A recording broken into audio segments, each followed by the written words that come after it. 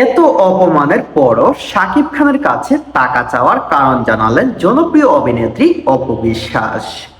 অপু বিশ্বাস যখন সন্তান নিয়ে সামাজিক যোগাযোগ মাধ্যমে লাইভে চলে আসে, তখন থেকেই অপু বিশ্বাসের পাশে শাকিব খানের পরিচিত যত নায়িকারা ছিল সবাই অপু বিশ্বাসের পাশে দাঁড়িয়েছিল।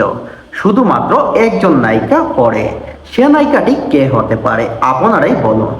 হ্যাঁ প্রিয় দর্শকরা, সে নায়িকাটি হলো চিত্রনায়িকা শবনম ইয়াসমিন বুবলী।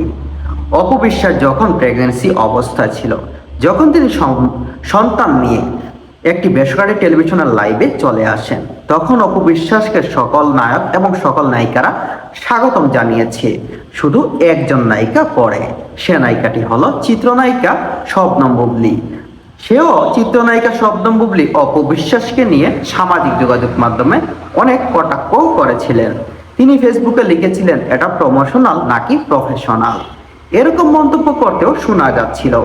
চলুন বিস্তারিত সবাই এক নজরে দেখে নেই।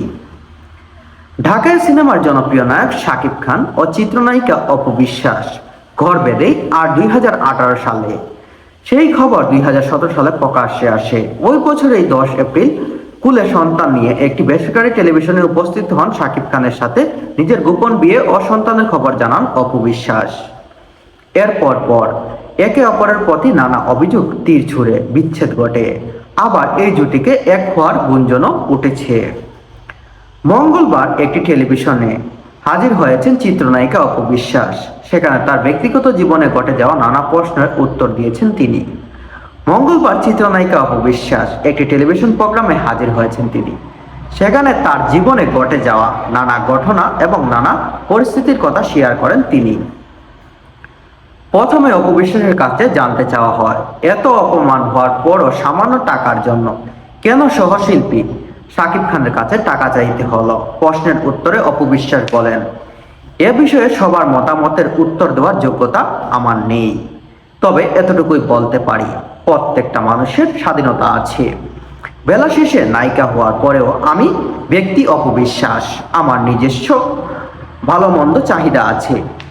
যারা যেভাবে মন্তব্য করছে তাতে আমার বাধা নেই। ভালো মন্দ লাগা এটা একান্তই আমার ব্যক্তিগত, এ বিষয়ে আমি কথা বলতে চাই না এবং অন্যকে শেয়ার করতেও চাই না। তিনি বলছেন তিনি ব্যক্তি অপু বিশ্বাস, তার ভালো লাগা খারাপ লাগা সবকিছুই আছে, তাই তিনি খারাপ লাগাতেও সাকিবের কাছে টাকা চেয়েছিলেন।